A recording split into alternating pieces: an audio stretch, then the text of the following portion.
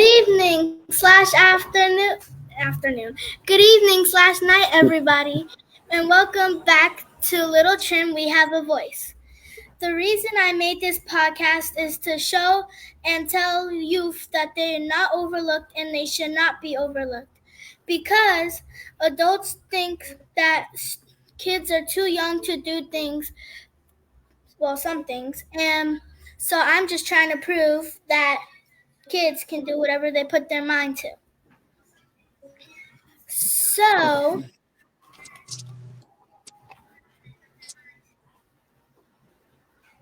the topic for tonight is the green and red flags warning signs of like relationships and friendships and stuff. So, without further ado, I'm going to introduce to you my co-host, my uncle, and my mentor, Mr. Sean A. White. Blessing evening, everyone. How's everybody doing out there in TV world? This is going to be a fun and exciting podcast interview, and we have someone. I believe she's down here in the bottom. That she is truly making a huge, uh, major headways in her area and respective regions. I mean, she is a celebrity in her own right. She is someone I had the privilege of being on my show, and I tell you, like, we're still getting like plays left and right, and it is like one of the most requested videos. So if I were you, I will really get a pen and a piece of paper. This is your first time. I will really start taking down notes. I would definitely be engaging, asking questions, because this is going to be an exclusive interview. And I'm just excited just to hear more about this young lady down here in the bottom. So, Lil Tren, my mentee, I'll let you take her away and introduce our guest. So I would like you guys to help me welcome Miss Franscisca Nunez.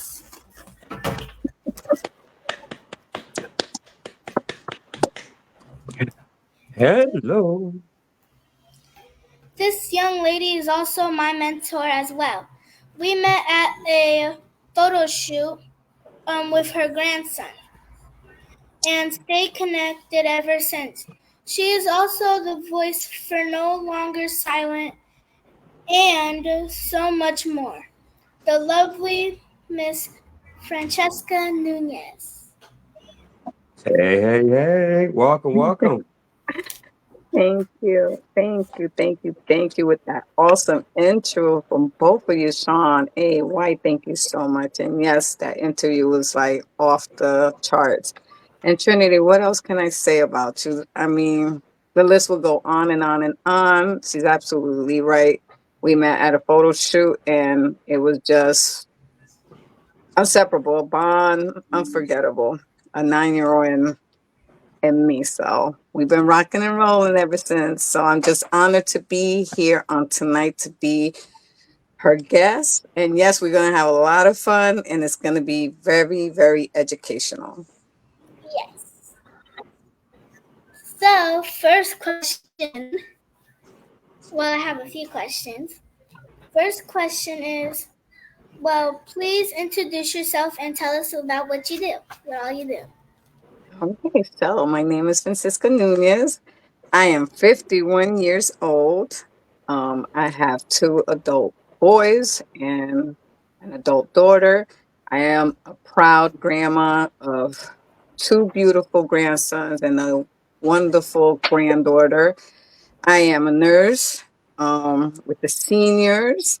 That's the job that is my calling. I've been doing it for over 25 years. And my journey on to No Longer Silent was 2 years ago, where I run the podcast educating people, me being a survivor myself. And I am a domestic violence coach and also a bullying coach and life coach. And all my life was to educate me.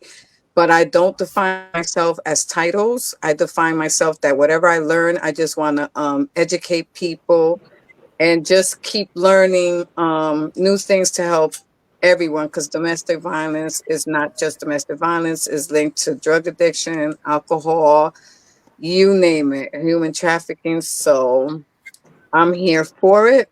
And I just use a little model that I don't look like what I went through. So that's one of the things that when I mention domestic violence and I say I'm a survivor, they be like, but you don't look. I'm like, what is somebody supposed to look? Sometimes they don't speak. So I speak for the voiceless because I could have been one of those ladies and I'm not. So on tonight, I just hope anyone takes this informative education of the do's and don'ts of a relationship because love is not supposed to hurt. 1,000%, 1,000%. And what well said about that too. I'm just curious here, in your definition, what would you consider um domestic violence, if you will, or some of the characteristics? Because I think that when people hear that, they automatically assume it may be just like a physical type of ordeal. But if I'm not mistaken, based upon our last show, you mentioned it has many different forms. Is that correct? Absolutely. It's not only physical, it can be verbal, it can be emotional. Those are the three characteristics because a lot of times it's also people just when they you're right, when they say domestic violence, oh, it's just physical. But no, there's a lot that goes into domestic violence. You have alcoholism, it can start a fight, verbal and physical. Um, al- Drug addiction also, pertains to that. Mental health also pertains to that. So it's just not physical. It's like a whole world out there when they hear domestic violence. Interesting. Thank you for that. I appreciate that. Trinity, Welcome. I think that you wanted to ask our guest a question. Um, yes.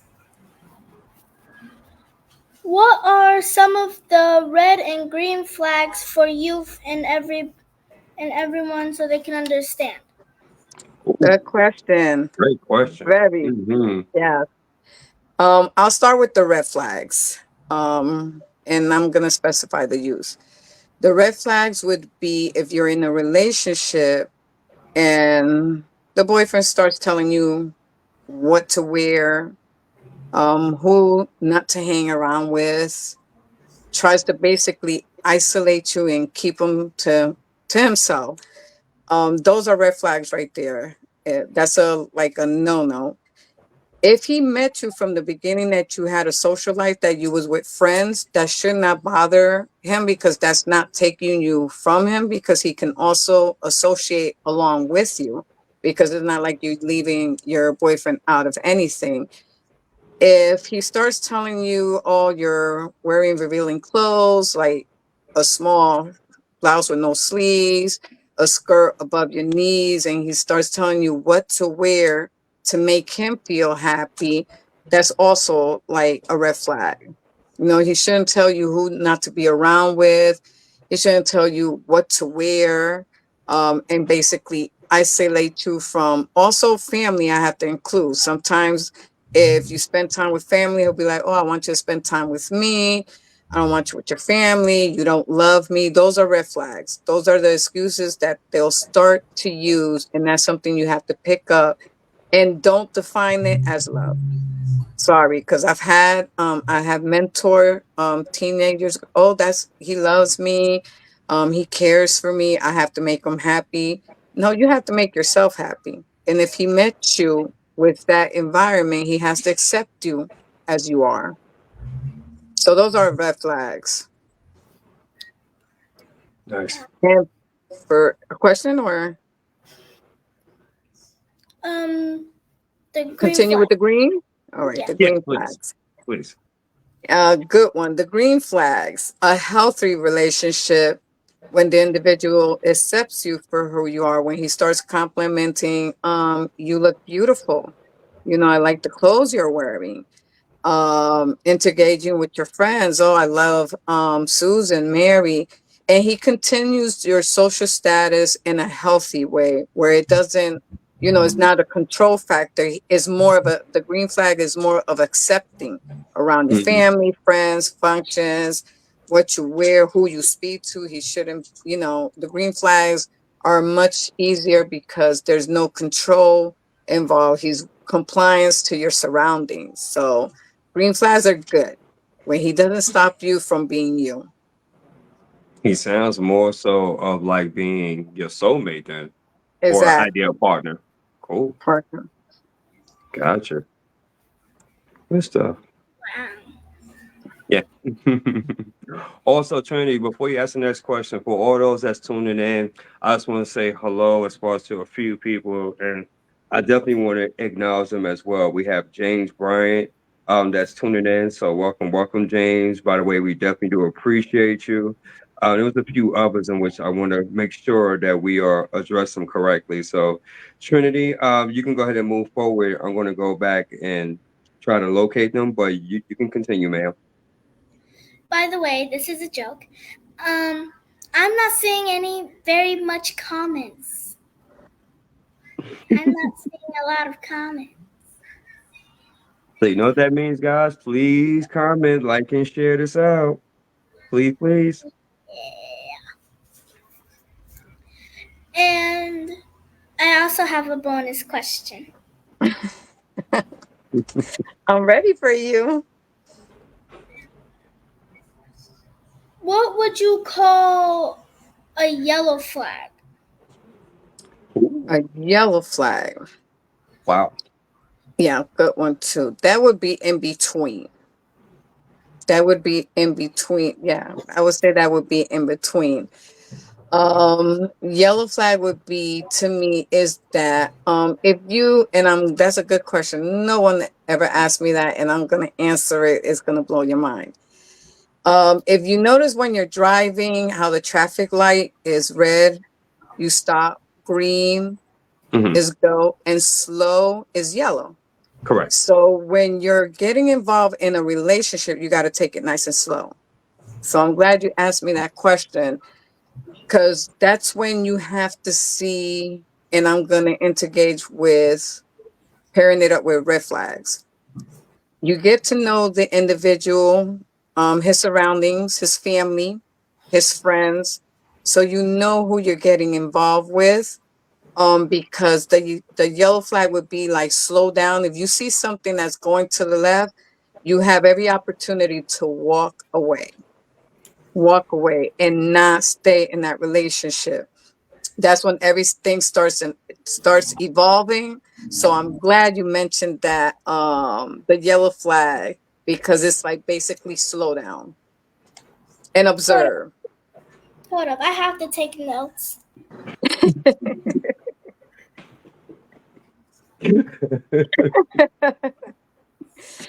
I have That's to be awesome. honest, no one ever asked me that question, but I'm glad it was brought up on tonight. I love questions that people normally don't ask me because it lets me know like they're really engaged and they're paying attention. And so for me, I have to sit there and be like, you know what? That's a good question. Let me think about that. I love that though. Go ahead, man. The floor is all yours. Okay. What can you say to parents or guardians, or family and friends, um, to look out for? Ooh, you're throwing them hard tonight, aren't you? Very good question, too. Very informative, also. So, what can I say as a parent? Well, me being a parent, you just got to look out for certain signs. If your daughter or your son is in a relationship and they were dressing some type of way before and you see something different, I would say question it. Um, Question it. Don't let it slip because sometimes under the clothing they can be hiding marks that we don't see Hmm. and they won't say because of shame or how we're going to react. So you have to monitor their behavior, if they're in a relationship. So as parents, we have to be mindful and look out for that. Because sometimes when it comes to the girl, she will not say anything because she probably don't think she has that trust or that bond, or immediately parents will react and say, well, I want you to leave them. And that's where that love comes in, that she thinks love is portrayed in a verbal and physical way, and it's not that. If they're not educated in that field to know that love is not supposed to hurt. Right. As for friends, you wanted to say something?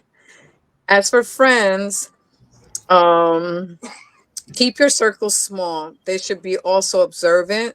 Sometimes there's the saying, see something, say something. It can be the opposite.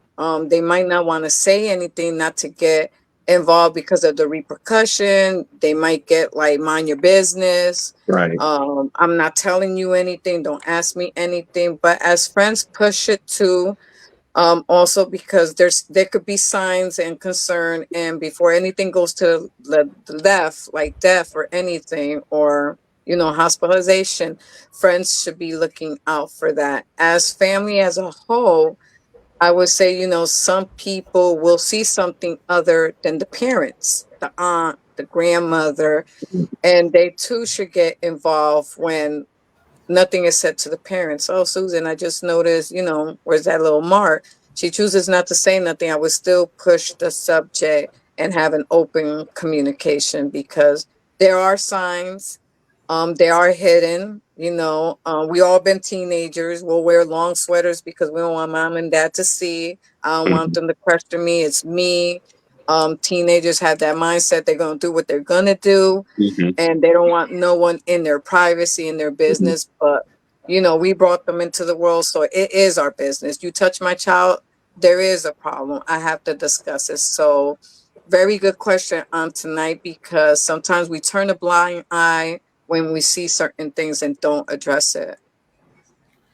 That's true. So I guess I have a question, right? Because I know as we become adults, especially too, if you had a mother and father, like say for instance, maybe very dominant or overbearing, and obviously when we become adults and we have kids of our own, we don't want to be that way, right?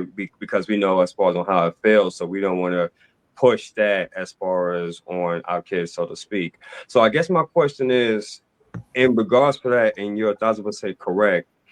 I guess then how do you balance from not being overbearing, but at the same time, though, you still have to do your due diligence and you still have to be a parent. So how do you balance that? Because with so much distractions that's going on, so much that's happening, especially to the youth nowadays, how do you balance that? Because I see like a lot of parents, they either one way or the other way, but I know it has to be a balance, and which is so tough.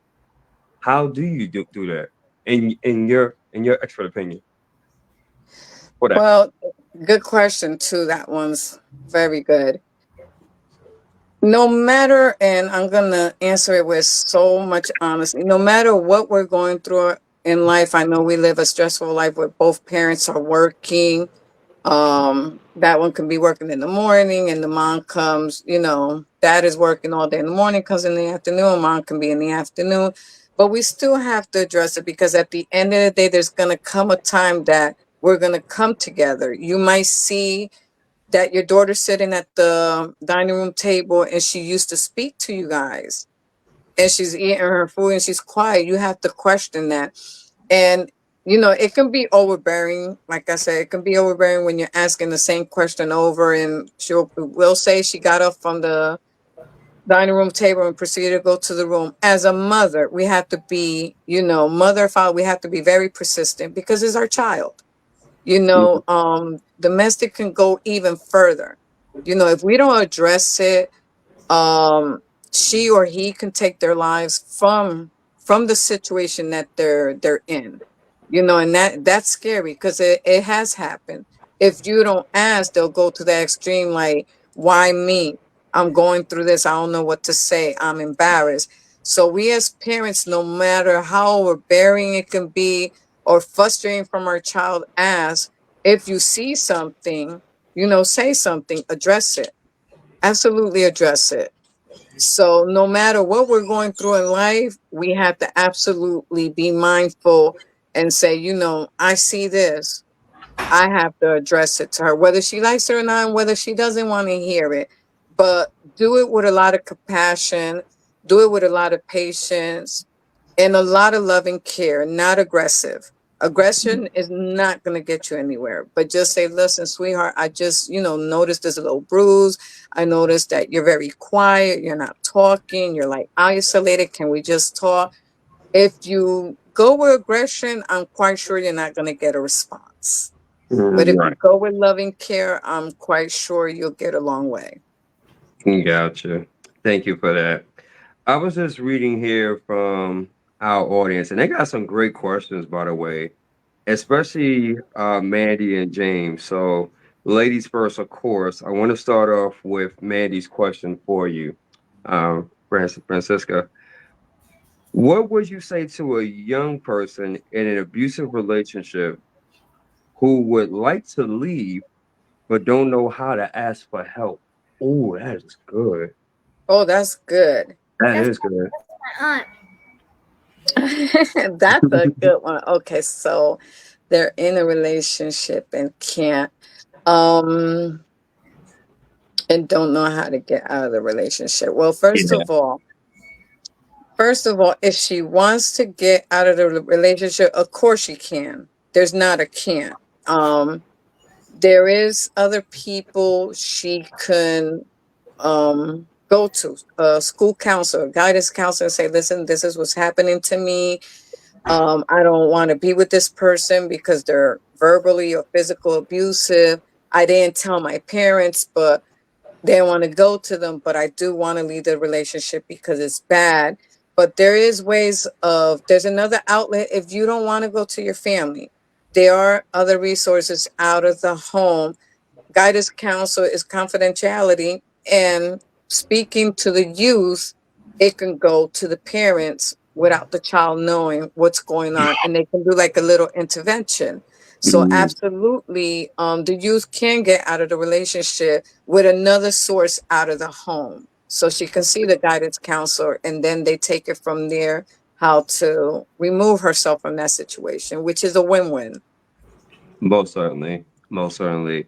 Before I address James' question, I'm sorry, Trinity. Go ahead. Um, well, I saw a question off my mom's phone. Said, can that go for both female and male? Mm-hmm. Absolutely. Thank you. Mm-hmm. Absolutely. We can't exempt the young men either because they go through it. We have, abusive women too, teenagers. Mm-hmm. They like to hit. Their first Mm-hmm. reaction is when they're arguing, they'll slap them, they'll punch them, they'll bite them. So Yep. absolutely, they can get out of the relationship.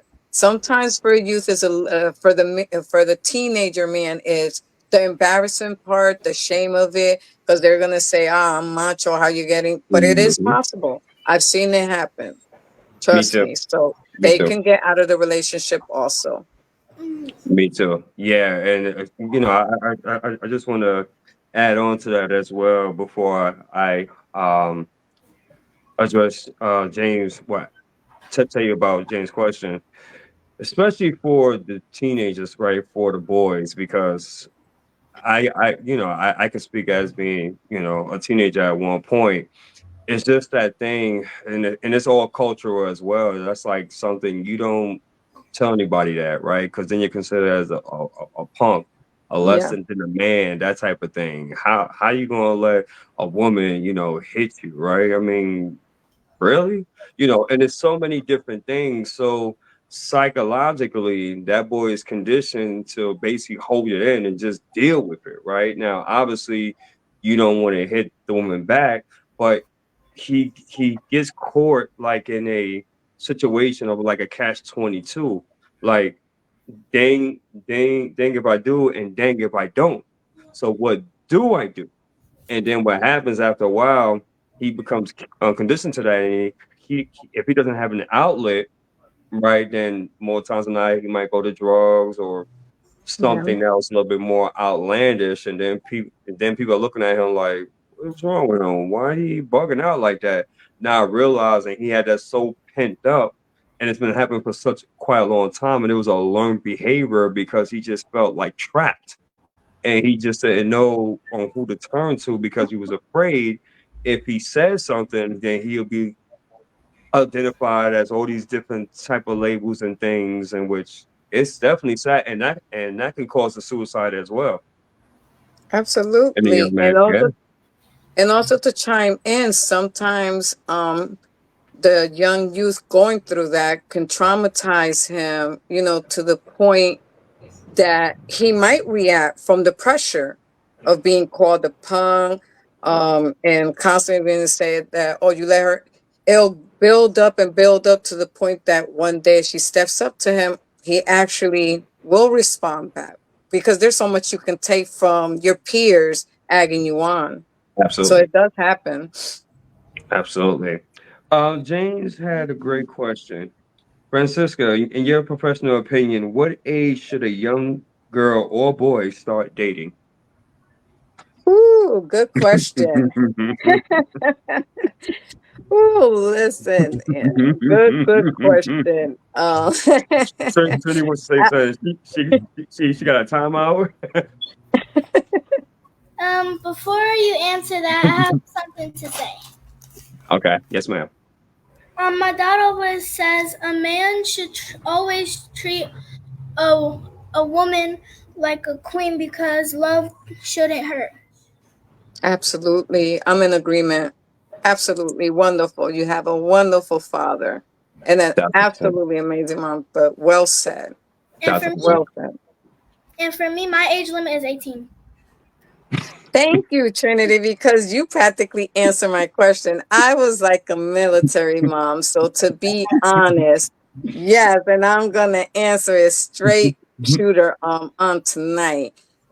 Good. I would say 18, I would say 18 or a little further than that. Because there's certain there's certain there's certain consequences factor when you start a little young and you start getting those emotions and stuff like that. There's a situation that happens, teenage pregnancy. Then Yep. you're a teenage mom Right. and you're still probably in eighth grade or high school. So I suggest 18, a little over. Finish your education first. That College. can come along later. Go on to College. high school and college. But I have to answer that question with so many honesty. If we do it under the age of 18, there's a risk of no knowledge of safe sex and stuff like that. And then we have the little belly bump. We have the it's not mine, or I can't take care of it. We don't have a job. You understand? So we got to keep it straight honest. 16, 15, you get her pregnant. Y'all both still in school. How is this child going to be taken care of? No job. So let's be honest. I would say 18 or a little over. Finish school first. Get a job. Can I add to that? Go ahead, chime in. Okay. And this is Uncle Sean talking. I'm gonna go a little bit more further than that. I'm gonna say when you get your master's degree, yeah, All right now. yeah, yeah, That's true. yes, yes, Trinity, yes. When you get your master's degree Yes. in college, Yes. yes, yes. There has to be a Mm-hmm. foundation. Absolutely, absolutely. Masters. That's what Uncle Sean says, and I'm gonna drill him. I'm gonna drill him. Letting you know, I'm gonna drill him. He's gonna be like, okay, I don't know. Your uncle is kind of mean. Yes. Because, I got to put it out there. It's a shame to see a 13 or 14-year-old already pregnant. So you Right. figure how they're going to take care of the baby. So let's Exactly. do some mindful decisions. Absolutely. Absolutely. I have one more question. Yes, ma'am. What are some of the resources and how can we help you? Mm. Okay. Another good question. Well, they're powerful on tonight. What's the resources? Well, we have many. And since we're talking about the youth, there's so many. They have, and I researched this, they have a group counseling For anyone that has gotten out of a toxic relationship, there are group counseling for teenagers. Um, Other resources is the school guidance counselors. Um, there's other, since it's youth, there's a little span that there's not so much out there like for the adults, but because of whatever age range they're in, it's possible they can go into those slash youth adult group centers. Counseling is mainly what's out there. I would suggest, I wouldn't say that they would be out of the home because they're still teenagers, but I would suggest guidance counselors, group sessions that they have for the teenagers. There's a lot of them, out there. Mentorship, that big brother, big sister, they have that program when they need to take them out of the home and do a one-on-one. So there's some resources out there, not as many as for the adults. I I would was love to. Oh, yeah. I'm sorry, Trini. Go ahead. I was in the Big Brother Big Sister program. Did you like it? Yeah. Yeah. But I it's a would good outlet. Yeah. me personally. I would love to, man, be a part of that. Right, big brother, big sister. Because anybody that knows me, they know that I love kids, man. It's a special place in my heart for children, and I'm just one of those. I'll fight you and bite you, for the kids. Oh, So it's when you have individuals that will abuse kids, right? And I'm not talking about like discipline.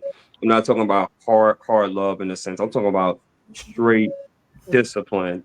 I mean, straight abuse to the point where it's just you really have to question, right? It drives me crazy. It really, really drives me crazy because just like you mentioned earlier, they weren't asked to be here, right? And okay. so with that, if you're not ready, there's adoption agencies. There are individuals out here that can't have children and they would love to have children. So and that I can go on a tangent forever, but just know I have a special place in my heart for kids. I really, really do. Same here. Same here. Because they're vulnerable. Hmm. Indeed. Ma'am, host. Yes. Well, Give it up thank for you Trinity, guys. everybody. Thank you everybody for tuning in. That's all for tonight. Love you. We got work on the outro for you, ma'am. Yeah, work on the outro. No, you just can't leave us like that. But we're gonna work on something. We're gonna work on something for you, man. We're gonna work on something. But thank you, everyone. Thank you, everyone, for tuning in. Thank you, everyone, once again for James Bryan, also as well for your aunt Mandy Robertson. Thank you so much for tuning in, and also for everyone else as well. Dr. Gina Lloyd has entered the space. Welcome, welcome. Thank you, everyone, for tuning in. Please be on the lookout. There's going to be some more great things in store for Trinity Davis Floyd as well as Franscisca Nunez. If you want to follow and get in contact with these individuals, please feel free to shoot them a direct message to find out more as far as on how you can support as far as their cause because they're doing a lot in their respective areas and it's just a beautiful thing to see. And so with that, Trinity, now you can close, ma'am. I love to. All right. Much love. Much love. Yeah. We have to.